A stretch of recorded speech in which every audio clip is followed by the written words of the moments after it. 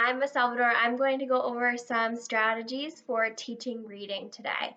So, one of the most important things for teaching reading when it comes to kindergarten is sight words. So, sight words are those words that we see all around us, those words that can be tricky to sound out, that we see a lot in reading, and we call them sight words because students should know them by sight. So, you also might hear them called high frequency words, which means we see them with a lot of frequency.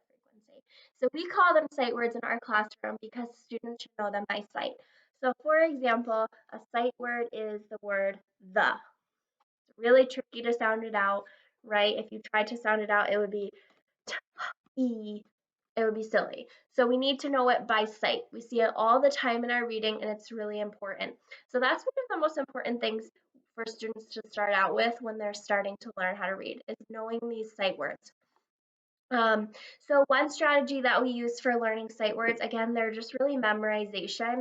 So what we do in our classroom is we read, spell, read when we're practicing. So we slide under the word and we say the, we spell it T-H-E, and then we slide again and say the. So we do the, T-H-E, the. There's lots and lots of YouTube videos that go over sight words. There's lots of games that you can do that you can look up that can work on those sight words. So that's number one, really, really important. Once students have gathered a lot of sight words, it's easier for them to start reading. The other thing that is really important when it comes to learning how to read is letter sounds. So letter sounds and sight words, I would say, are the two, in my opinion, are the first two really, really important things that we want students to learn so that they can start being comfortable trying to learn how to read. So if we have a letter and we show them the letter, we want them to know the sound that it makes. So I would say A makes A for apple. Can you do that? And you'd say A makes A for apple. And then you could go through the alphabet and say, H makes H for hat. Can you say that? H makes H for hat. And a lot of times I like to point to my mouth when I'm doing a letter sound because I want the students to be able to see the way that I'm making the sound and see what my mouth is doing. All right. Again, letter sounds are awesome to practice on YouTube. There's so many videos that go over the letter sounds and different things like that. So letter sounds and sight words, I would say would be the two first most important things to start working on. Once students have a lot of letter sounds down, they can do what we call blending and segmenting. So I'm going to go over blending and segmenting now.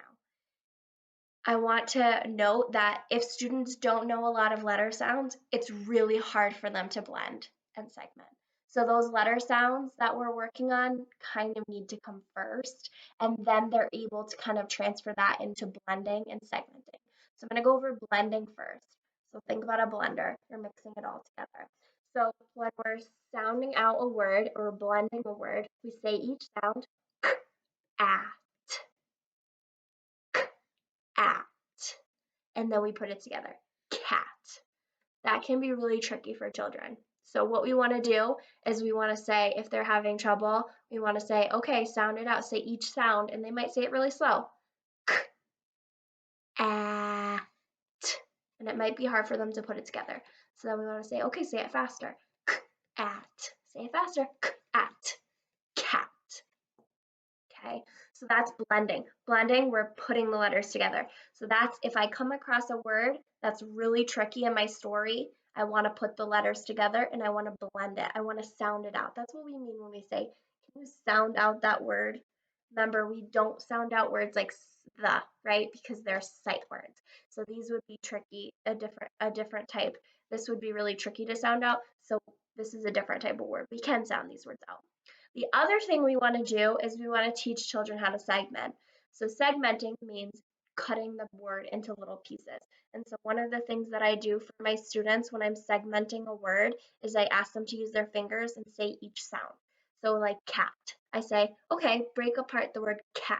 So I would say at, And this would help a student probably in writing as well as reading. By the time they leave kindergarten, we kind of want them to be doing this. Um, it helps them to write because they can sound out each sound and they can kind of write down the sound as they say it. But it also helps with reading. It's also a really important reading skill. So we want them to blend and we want them to be able to segment. With blending, one more thing I want to add, we want them to blend with the word in front of them, but we also want them to be able to blend just hearing it, so just orally. So if I say cat, I want them to put it together. So dog, dog. Okay, so we want them to put the words together, both being able to see it, cat, and being able to hear it, cat. All right. I hope that was helpful. A reminder, the sight words and the letter sounds are a really good place to start when teaching a child how to read. That's where we want to really get started with reading. Because once they know those sight words and they know those letter sounds, we can kind of put everything together. I think of it like a big soup. And they've got to have all those skills. But the first skills we really need to do and we really need to have are those letter sounds. Otherwise, that blending will be really tricky, and same with the segmenting. All right, so just some ideas and hopefully breaking it down for you a little